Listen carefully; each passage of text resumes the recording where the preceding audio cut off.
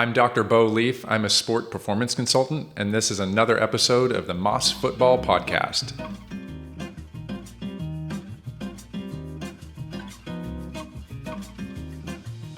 Yo, welcome back to the Moss Futbol Podcast, the number one soccer podcast here in Oklahoma City. I am your host, Ricardo Ulloa, and I am here at Legacy Real Estate Group. Shout out to the sponsors for providing the space for allowing me to record. You know what they do if you're looking to buy, sell, invest in a house. The time is always now, so I recommend you to hit them up for helping me out. But I am not here by myself. I am here with a guest. This is where the drum roll's going right now. I have a guest here that works in the field of psychology. I'll let him introduce himself, but I have here with me today Dr. Leaf. Hey, it's good to be here today. It's nice to meet you. Nice to have you. There's an applause going on too right now. Dr. Leaf, how are you today? Doing very, very well. For the people that don't know you, could you please introduce yourself and tell us a little bit about yourself? Sure. So I am a sport performance consultant. And what that means is I help athletes and coaches and athletic organizations with their performance in general and overall well-being. So I hold a bachelor's degree in psychology. I have a master's degree in sport and exercise psychology and a doctorate in sport performance psychology. Wow. So as well, I also work with at East Central University. I'm the director of sports psychology there and an assistant professor of psychology. This is different from being a sports psychologist, correct? That is correct. How so? So the difference is I am not a board certified psychologist with the state of Oklahoma. And so what that means is I specifically work on the mental skills training side of things. So I'm not working in a clinical setting where I am diagnosing individuals with clinically diagnosable conditions. You know, a sports psychologist, they can do both what I do and that clinical side, but they tend to be working more in assessment work, working with individuals, say, for instance, maybe a gymnast who has an eating disorder or somebody that has major depressive disorder, things like that. And that's not something that I do. I specifically work on that performance enhancement side. So what does that look like for you when you meet a patient? And would you refer to them as a patient or? I call them clients. Clients, Yep. Okay. And I assume you see all types of sports, fields, but it all is generally the same, right? Or does it differentiate with different sports? It's really, honestly, it is the same on my end of it, you know, and that was one thing that I had to learn along the way, you know, is the things that I have to learn is really just understanding the basics of each sport, you know, so that I can understand why they think the way they do and observe why they make the decisions that they make. But it ultimately, for me, it starts with an assessment. You know, I run an assessment to understand, do you understand what mental skills training is? Do you know what goal setting is? Do you actually do it? Do you know what visualization is? Are you using it properly? You know, and it's these basic skills like this that I can assess for to understand how are you trying to improve your performance, or do you know how to do that? Because let's be honest, it's not being taught, right? That's why I wanted to have you on, because I think the mental side of sports is probably more important than the physical side of it. Don't get me wrong, the physical side is really important, but I feel like for the youth, a 13, 14-year-old can get away with having good athleticism, but a bad attitude, as opposed to when you get into the higher level, higher tier, professional levels, Olympics, whatever it might be, the World Cup, for example. You can get away with having a great attitude, but maybe a B-average athleticism. Does that make sense? Absolutely. So when you assess these players, what are some of the most common things that you see that a regular athlete can work on? I think the most important and undervalued skill truly is goal setting, because we don't really know how to do it. We think we do. You know, I ask every athlete, hey, do you do this? Yes, I do. And it's instantly, I want to win. I want a national championship. Those are the responses, which are great outcomes. You know, of course we want that. That's a byproduct of what our goals should be, right?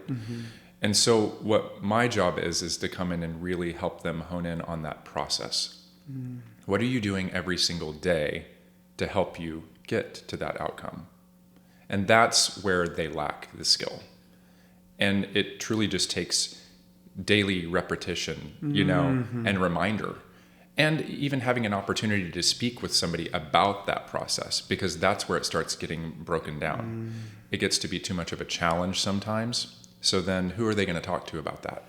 A coach is not the answer. That's right. Or a parent, because they have a biased opinion. So you kind of do need that third party, almost like a personal trainer for your physical, but for your mental side of it.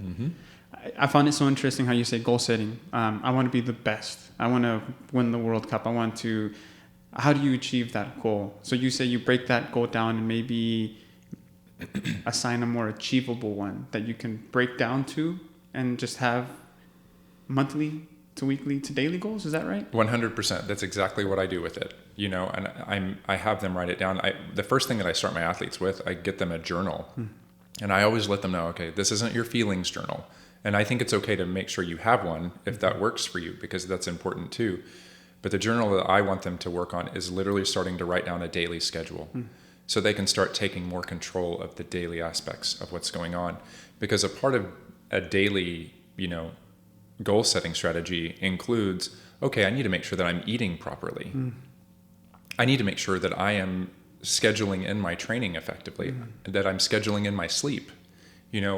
They take for granted those things and don't realize, I need to get more into this athlete mentality versus I want to win this.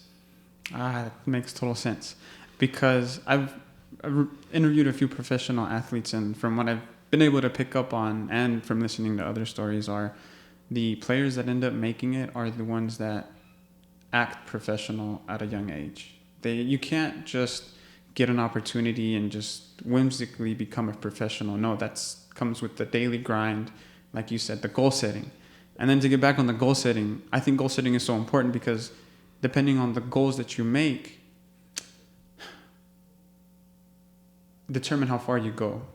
So I love this saying, if you want to shoot for the moon, but you miss, you end up in the stars. High goals, you still end up in high places. But if I say, I want to be the starter for my varsity team, well, I mean, that'll get me there, but then what are you going to do afterwards, right? Does that make sense? Absolutely, it does. And that's the thing. It's like, I constantly get that question, well, what if I don't make it?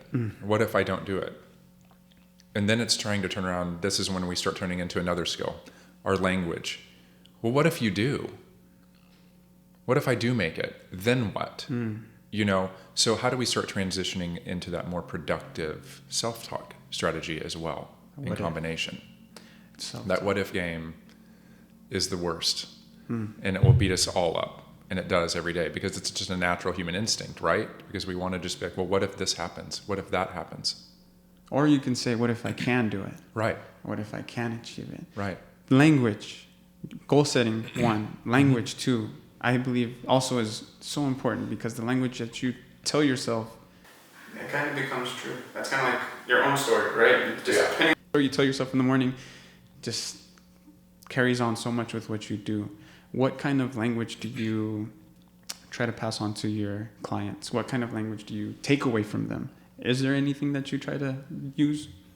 So what I try to teach with them, and I usually start this with coaches too, because that's where a lot of it's going to start. And it makes it difficult when I'm only working with an athlete specifically and not the entire team, because these athletes learn from their coach. They're looking up to them. But it's starting to remove that counterproductive language, such as don't or can't or cussing, because that tends to be a lot of the language that's used. I was sitting in a practice the other day for a new organization that I'm working with. And that's the first thing that I do is observe, and I'm listening to what they're talking about. What direction are they giving? And what I heard was a lot of F-bombs and what not to do in the process. And so it's teaching each athlete what they need to be doing. Give them the solid direction that they should do, instead of saying, don't do this. Tell them what they need to do and show them specifically how to do it. When you start doing that as a coach, these athletes are going to take that direction a lot more. Their brains will kick in and listen to that action. Because when you just say don't do that, they're just going to hear the action. And they're going to continuously make that mistake over and over again. And it'll finally catch up, you know. But then it's, again, teaching the athlete the same thing. And we create a self-talk strategy with that usually.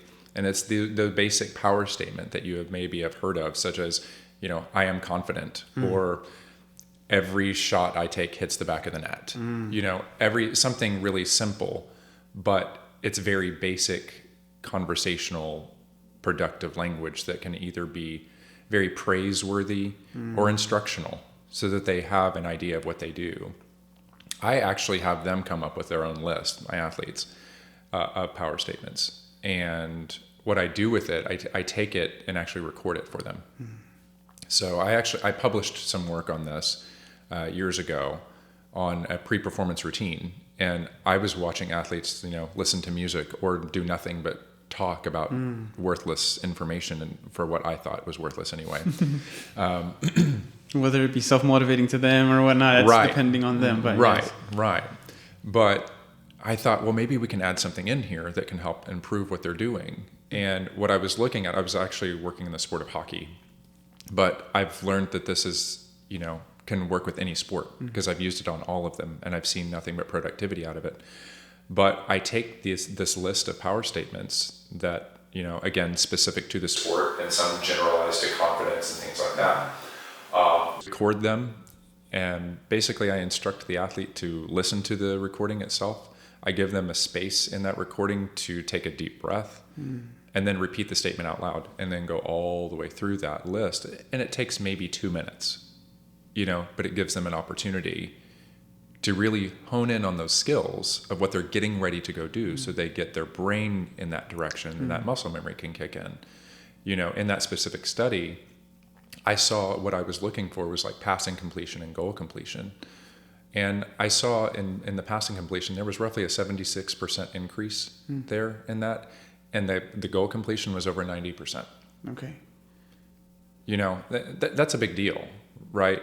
And you can't deny, you know, just something so simple like that can produce such a great result. Right.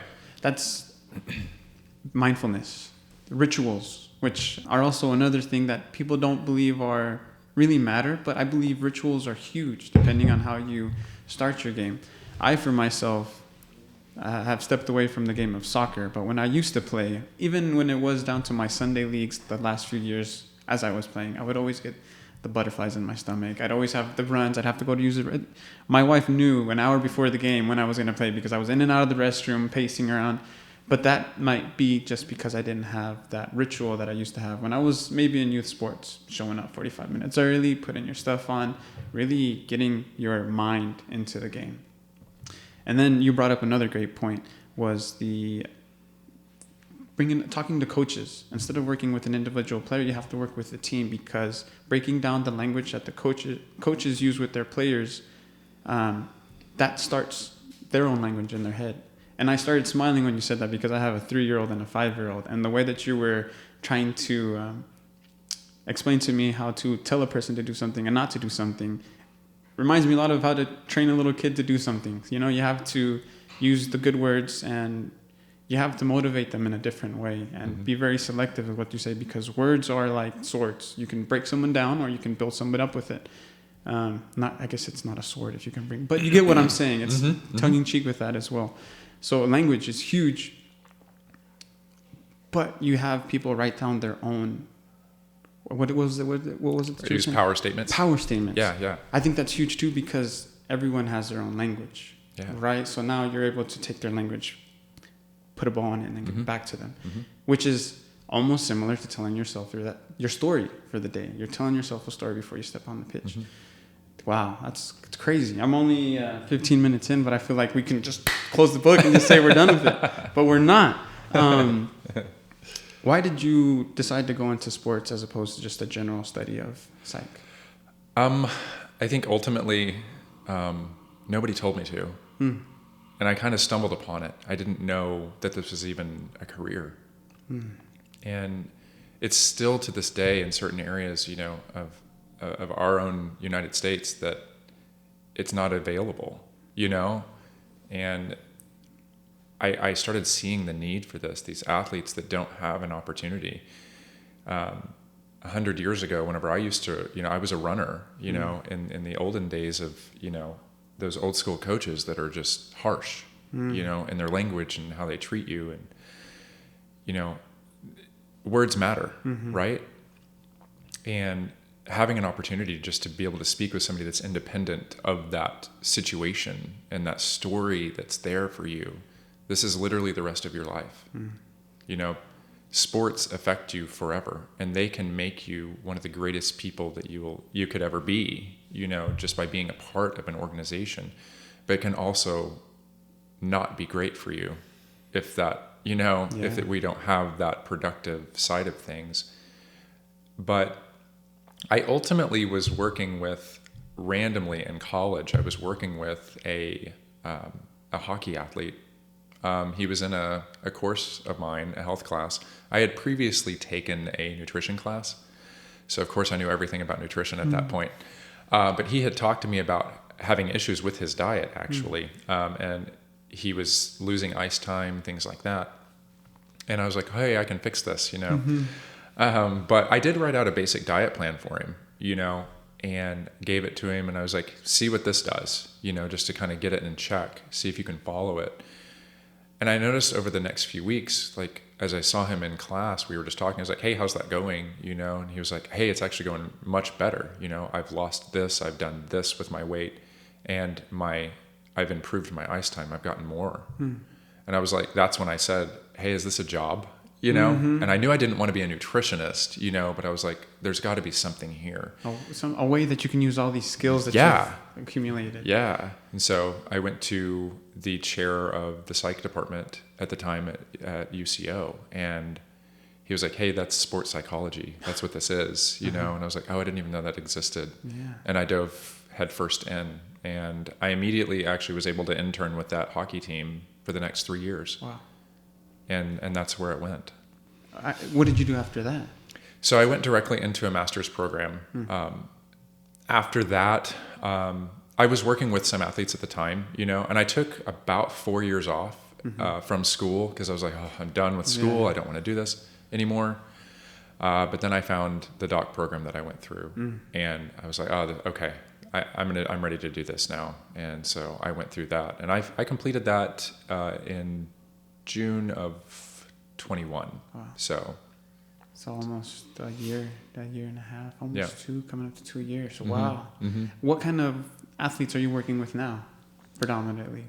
So I work a lot with youth and collegiate athletes, but I also work in high performance. So I work like high performance rowing, for instance. So these are athletes that are, competing for a spot on the U.S. national team. Wow. And further the Olympics, of course.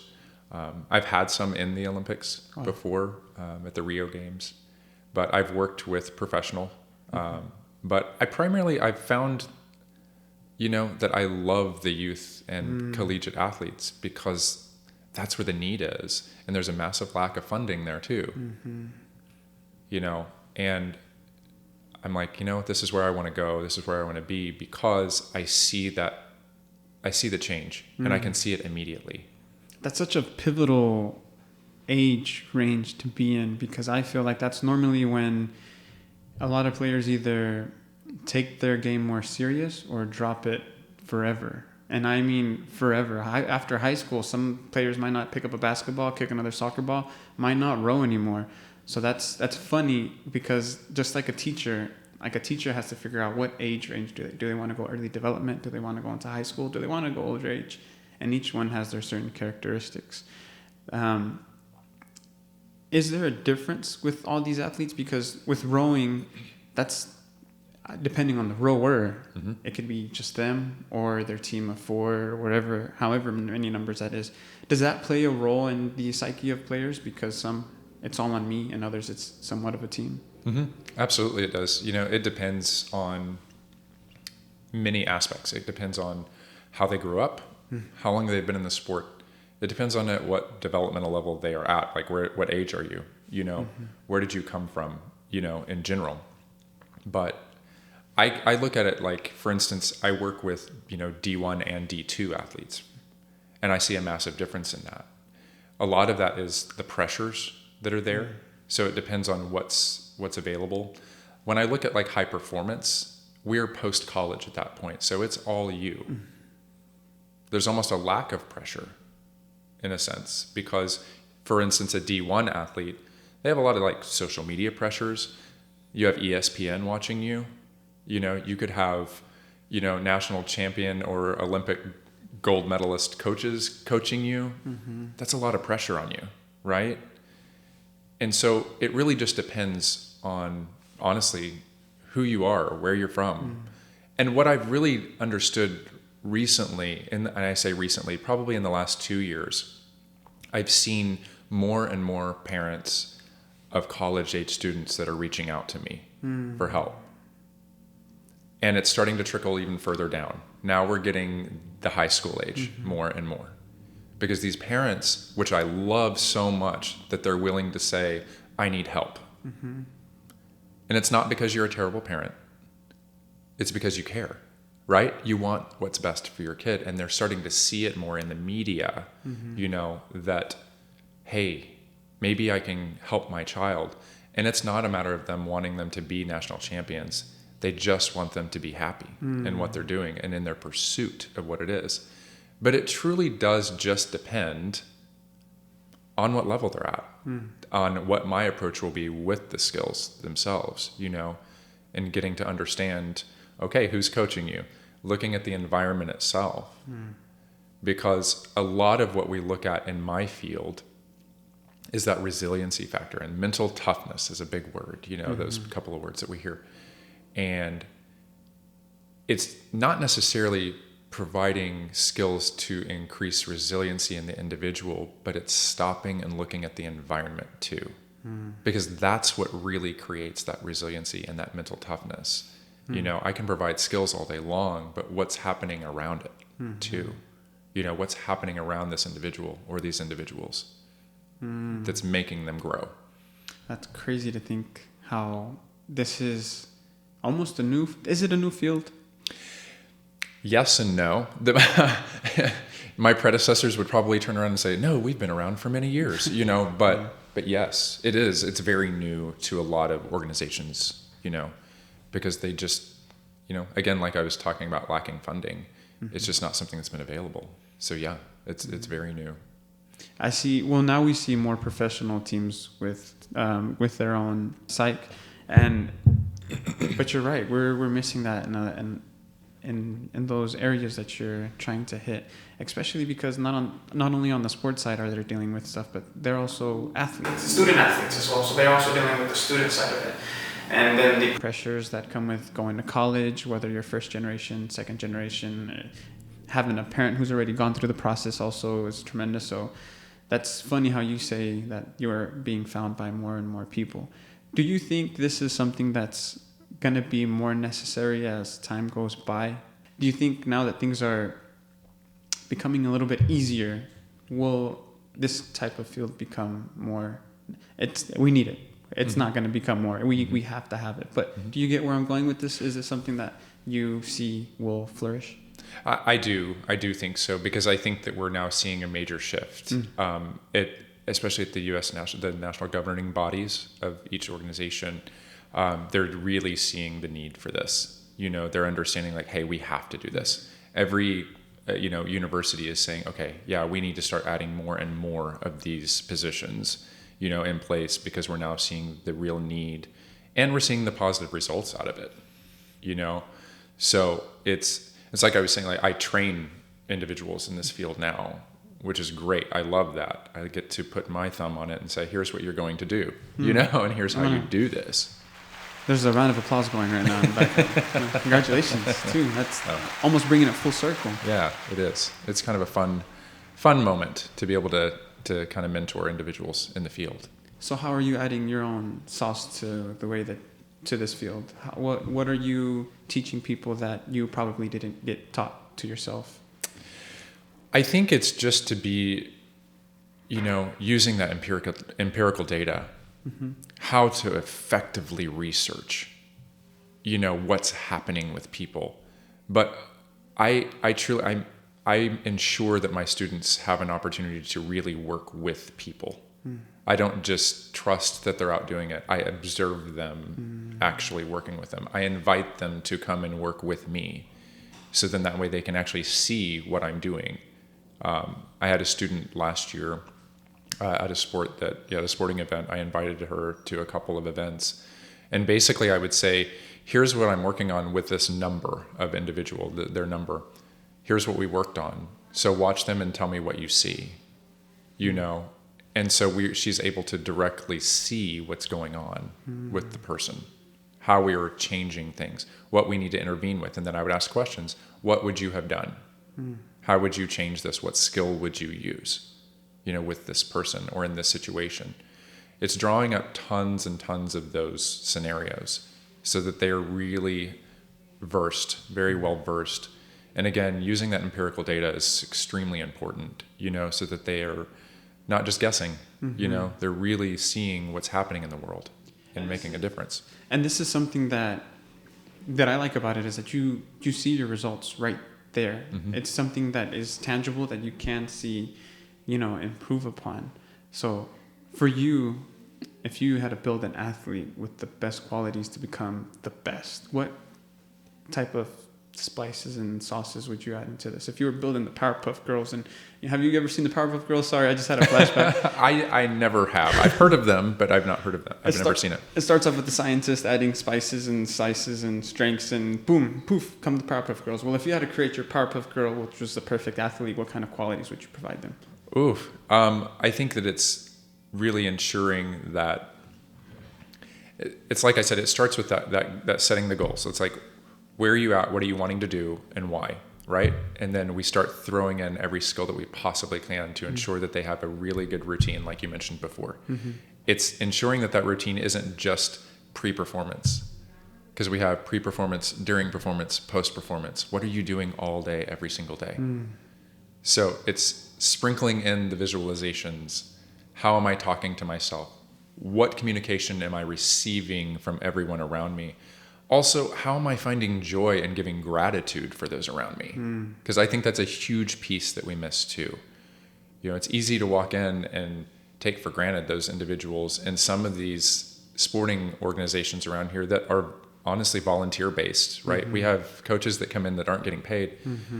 We need to thank them for that, or medical staff, whoever it may be that's helped you. We need to make sure that we're, saying thanks for that. And I appreciate you, for what you're giving me. But it's every skill that I possibly can provide, I will give it to them. Just so I know that I can say, here's your mental skills workbook for your own brain. And that's basically what I do. Shameless plug, I'm actually writing a book about that right now. Yeah. I have a mental skills workbook in the works that I'm trying to get finished, How's completed. That going? It's good. I would say I'm roughly halfway through it. Wow. So I'm hoping to have that finished within the year, by next year. That's I've been thinking, how does the process of putting your ideas down in a book work? I want to write a book. Okay, well, what do I do next? Do you just dump everything out of your brain, put it down, and then slowly start moving the puzzle pieces around to get something more organized? Or how are you going about that? A lot of it, what I was able to do, so during my doc program, I took a mental skills training course, and we started to create a type of workbook, but it was ours. How do we do this? And it's, it's really telling that story of creating, again, that athlete mentality. How do we do that? What is the best approach to that? How I do it specifically, and what I think is more effective. And just, it's really going to have tools that show you specifically how to work through these processes, and of course, information on how to reach out to say, here's how we can fill these gaps in if we need to. But it's going to be to me, I want it to be a very basic guide so that anybody can read it and use these skills, because we need to honestly be clear about the use of mental skills training, that it can be used across the board and for anyone. In any area, really. But obviously I will target athletes with this. But as an example, I mentioned medical staff, for instance. They need it too. Coaches, they need it too, And so this will be a guide that they could all use. And so I would like to create and I am creating that opportunity for them to be able to use it universally. Nice. I love that. That's exciting. I hope that goes good for you. When you put it out, please pass it on to me. So Absolutely, I will. That's amazing. Is it going to be a digital book too, or is it just you're going digital, paperback? I'm going to try to do both with it. So you know what I would love to see is maybe like a kid's book that would, give that language to kids. Maybe in elementary school level, just some cool illustrations, but that would be amazing to see too. Maybe just that was one direction that I wanted to go with it after I get the initial. Your base down, you're going to take that, extrapolate the 5-6 basic bullet points, things. And then just put it in as few words as you Almost can. like a parent's guide. Yes. Well, talking about parents, I have a lot of parents that listen to the podcast that have kids that they're trying to get them to play at the highest level. Sure. For a parent, what type of advice would you give them for their kids? Be available, but don't be too overbearing about it. Provide the opportunities and show support in every way that you can. There's a way to be a spectator and be supportive on the sideline without being too much. Let everyone do their job. That's hard. Yes. It's very hard. Let everyone do your job. I think that's the most important thing that you said, because I'm a parent and I have kids and I would love to see my son play soccer. I played collegiately a little bit. So why wouldn't I want to pass on everything to them? But as a parent, having had a parent, you understand that your parents' advice only takes you so far. So it is nice to reach out to someone and maybe have your words be told to them in a different way. Does that make sense? Yeah. I think it's fun too, like even, sitting out, watching soccer with some of the parents that have brought me in. It's fun. It's fun to sit with them because they need the skills too. Yeah. They've hired me for their kids, but I can sit and talk about, okay, let's just cheer.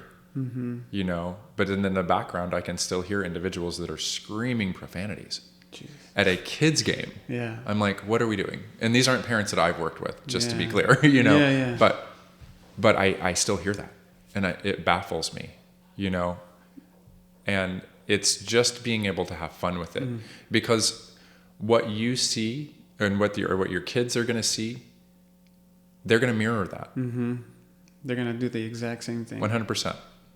Wow. Well, but that's hard, as a parent, I want to be able to give my son everything, teach him everything that I know, but, some of them don't want to listen. It's sometimes it could be said from someone else and it'll be accepted 100%. You said it really well. When you go and see these games, you listen to the parents and have to teach the parents, but that goes back to what you said. You have to observe his environment, see what words he's receiving, see how he's being treated, because it's not just what's happening on the game. It's what happens after, before, what's being said before you sleep, what's being said after when you wake up. That's a lot. That's a lot to keep in mind. That's just, it's a lot to think about. For a coach, what advice do you have for the coaches? I mean, obviously, I know the first one is the language that you use, right? And how you project your messages. But what other things do you see that might go unmissed? I think a lot of it too is giving them your individual time. Showing gratitude again that way. Don't just teach them skills. Have a conversation with them. Treat them like a person. Get the athlete involved in the decision-making process a little bit if you can. The more you do that, the more you give them that autonomy, the more you're going to give that athlete an opportunity to be more intrinsically motivated, and they're going to want to work for you more. Give them that space if you can. Obviously, when they're younger, it's harder to do that because they don't have those skills, that skill set yet, but you can still say, hey, what do you think we should do here? This or this. Give them choices like we do little ones, right? You talk about your kids. You have to give them choices, right? Don't give them a yes or a no. If you want him to put a shirt on, give him an option, B or A. Yep. Not say, hey, you want A? No, you're screwed. Right. But then they feel accomplished in the fact that they made a decision. 100%. You're building leaders. I hear a lot of the qualities that you bring up are qualities of a great leader, right? But I'm sure that you run into players that can be hard to. It's a little bit out of their personality, do you have to build these traits with somebody? I bet some are harder than others, but how does that look like? It's, I almost look at this as like a military mindset where you have to break them down to build them back up, but for me, it's providing them the space to be vulnerable, because that's usually usually the missing piece is they haven't had an opportunity to feel heard. And that's generally what it is, what I've seen over time. And as we know, whenever we provide a space for somebody to be vulnerable, we immediately will start seeing growth in that person, right? Because they're going to have their own self-awareness. Even if they're in the wrong in what they're doing, it's okay. And we need to allow them to feel okay about it, And then we can say, cool, so what can we do next? How do we change it? How do we make it better for you? But again, we're not going to get that with mom, dad, or coaches. Maybe it's because their opinions are a little biased, and it comes from a place of a lot biased. Okay, it's definitely 100% biased. They have some coaches, their goal is to get the win. Other coaches, everybody wants to win, but I'm sure a lot of them also want to develop great players, great people. I talk a lot about the power of sports, and you had said that before, that sports are so important no matter what you play. And I believe that because it gives people environments, situations that they normally wouldn't get in real life. If you have someone that it just exposes you and it builds you and molds you into, I believe, a good person. We need that kind of adversity. But I also find it so interesting how you say that you have very, very, very many different sports, but some sports are 90 minutes long. Right. Maybe is coaching a soccer player different from coaching maybe an athlete that runs a 40-yard dash? Some guy that has to be mentally tough for 90 minutes as opposed to a Usain Bolt who only runs for 30 seconds, prepares for 4 years for 30 seconds.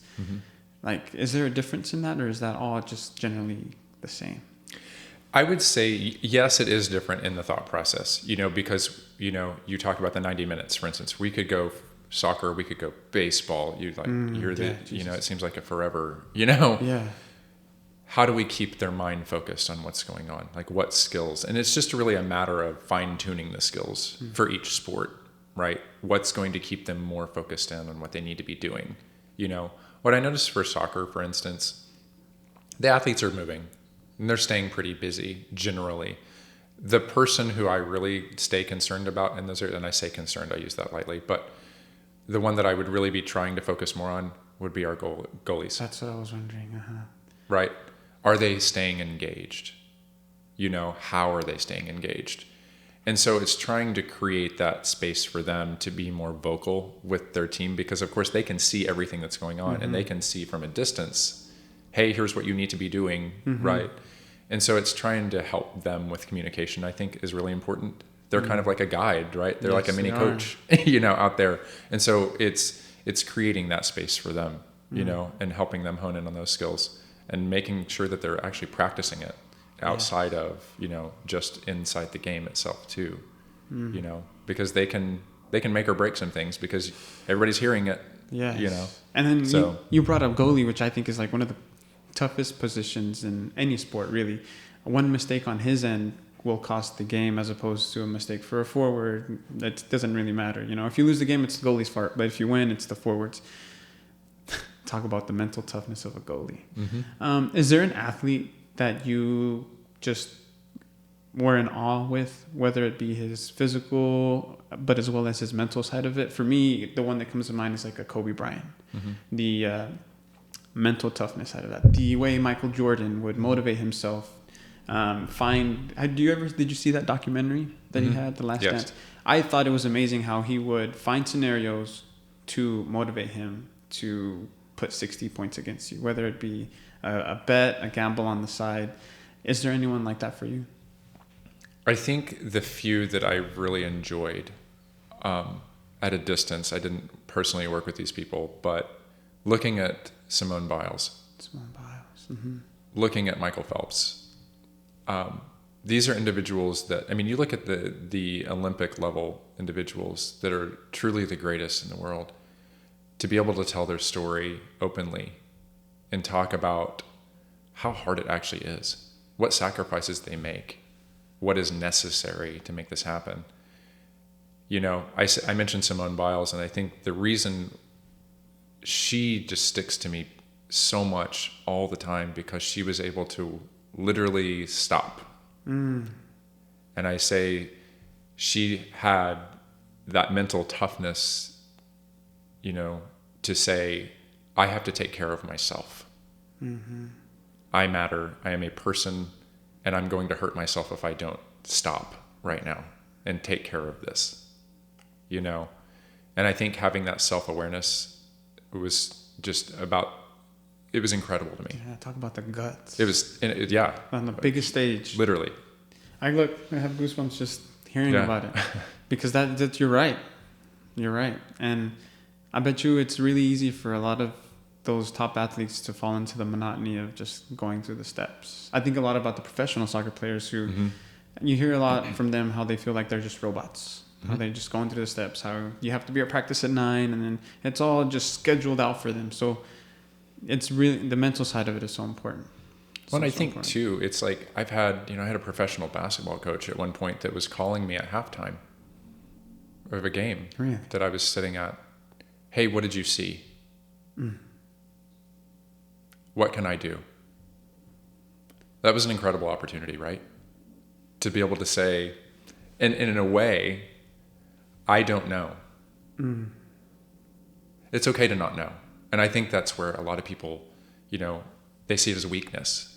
You know, it's okay to not know everything. And it's okay to ask for help. And to be okay with, hey, what other skills can you provide me as an objective person, you know, in this situation? This is the same coach who asked me if I was a fan of that sport before I started working with him, and I said no. His eyes about bugged out of his head. Like, what? How are you going to help me if you don't like this right. game? And I was like, would you rather have somebody that's independent of this or somebody that's emotionally involved in the win or loss? Right? We've got to make sure that we're independent of that so that we can help them. So, how important is body language? Oh, definitely that goes along with the communication side. That's a conversation that we add to the language conversation, because it is language, right? It is a form of communication. And if we are sitting there with slumped shoulders and head down, well, that's how you feel. You know, does somebody that's confident do that? No, they don't. There is truly science behind setting up, and they call it the superhero pose. You heard of that? Yes. Just tell me this doesn't make you feel better. Right. Yeah. And I saw this on Grey's Anatomy, of all things, you know, for the first time. And I was like, this has to be a thing, you know? And I started looking into this, and there's truly science behind taking that. I believe it was 30 seconds to stand in that superhero pose can help you feel more confident in what you're getting ready to do. Wow. Yeah. What other ways can players build confidence? A lot of it is, I think truly it's set in the mirror, talk to yourself, prepare for what you're going to do, talk about what you're going to do, talk through some scenarios. My favorite thing, and I know a lot of my athletes hate this, but I make them write everything down. It's writing out outlines of possible scenarios. I call it their ABCD plan.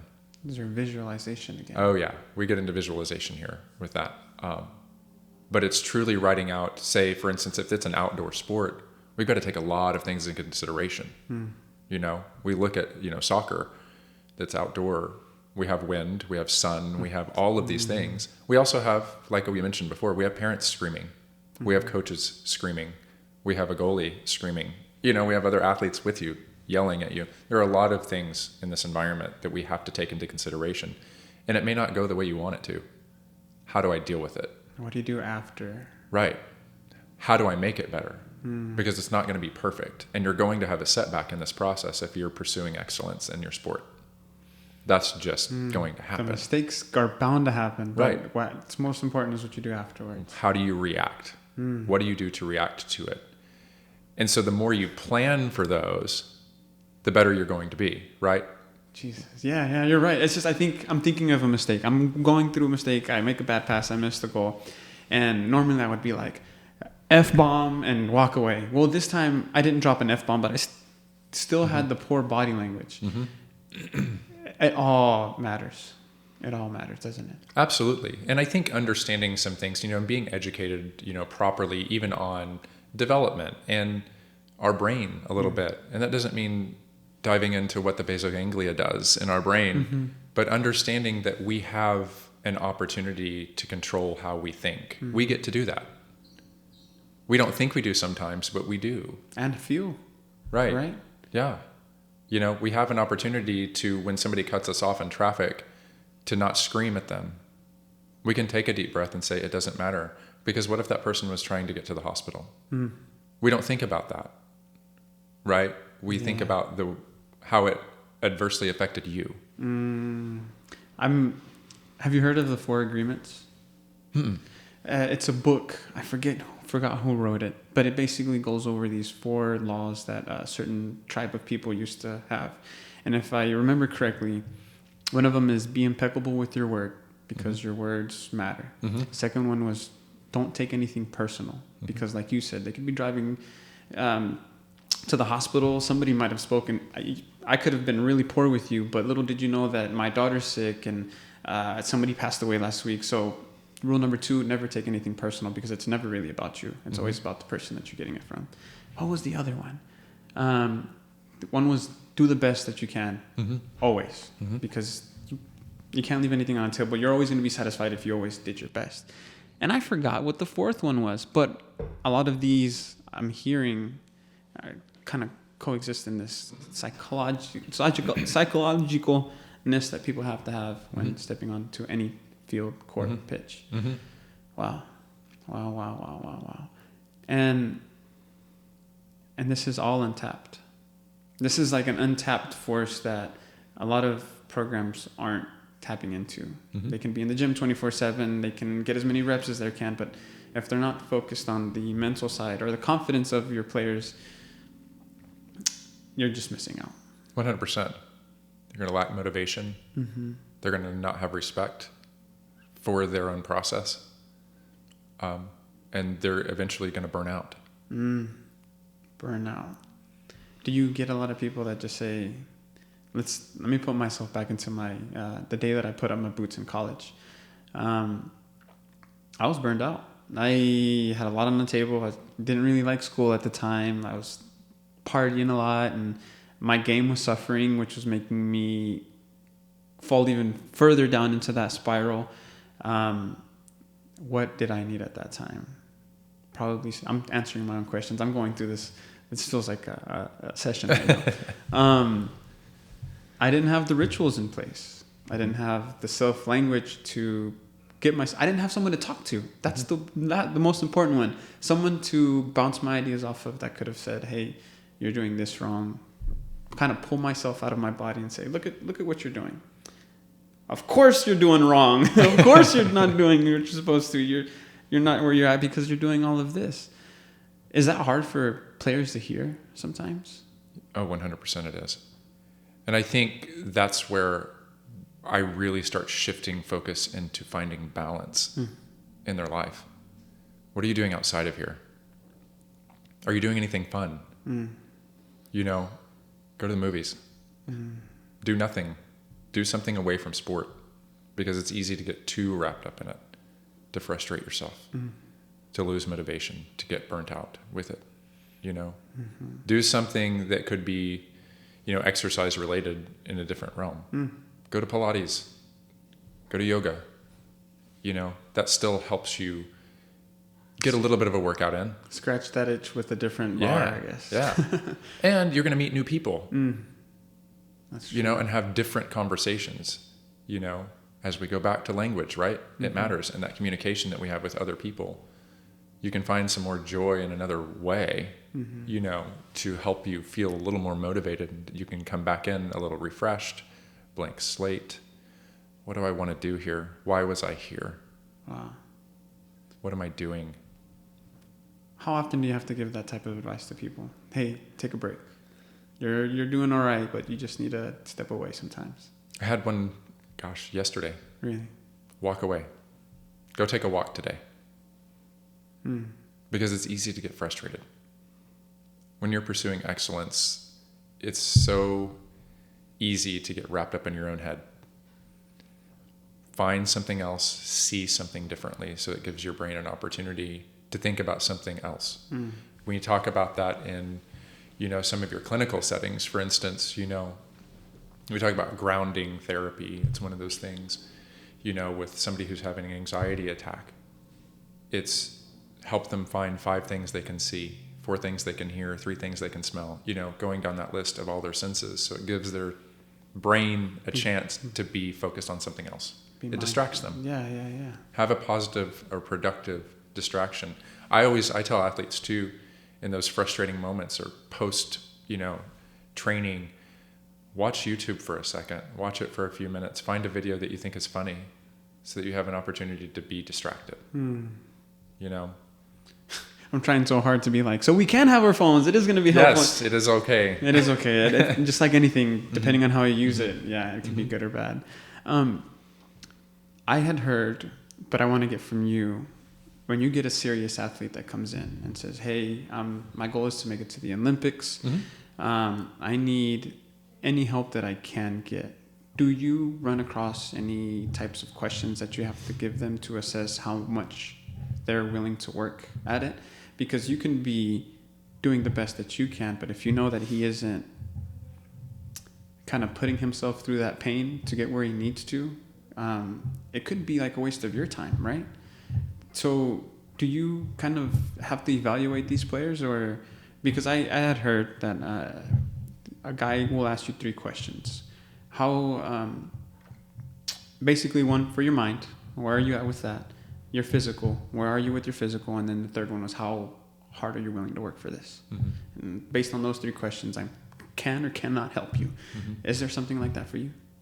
I've never had to at this point because these skills are so universal, right? What I'm implementing. And it's not to say I'm a fix-all. I don't want to throw that out there and come across that way.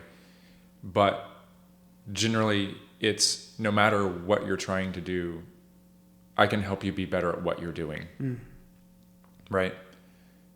And are there some that the ones that I would say that I wouldn't work with further, they choose that, not me. And that's because they don't want to do the work. They don't want to put that daily work in because they don't think that it's necessary. And that's been very, very few athletes that I've seen that, right?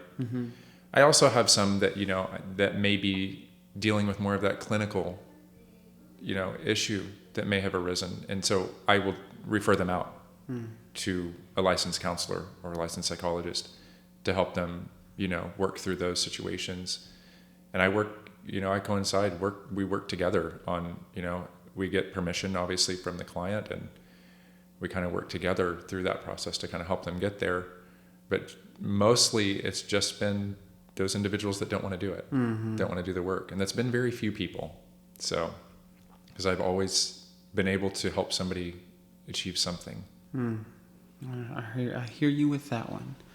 For the type of athletes that have been playing basically their whole life, get done with college, realize that they cannot, or just it's not for them to go professional. What is there any type of advice for those guys that are leaving behind a big chapter in their life and are fixing to start a new one, but have a big hole in their themselves because they are putting back, they stop doing what they've done for the rest of their life, so they kind of just have to start a new one. Is that something that you see pretty commonly? Because I feel like that is super common. That transition piece is tough. It's one of the hardest things for them to go through because they don't know who to be. They have been ex-athlete their entire life. And I think this is a really important piece to get somebody to a licensed counselor at that point to help them work through that process and shift that mindset over a lot more. I can continue to help with the skills because, again, they're really important into helping move in that direction. But usually with that type of, and I don't want to use this term, too heavily, but that type of crisis, if you will, because I do think it is a crisis, is it important to address? And a lot of them don't. They don't get to address it. But I think it's be willing to have the conversation. Be willing to openly have the conversation with those around you. Speak it out loud.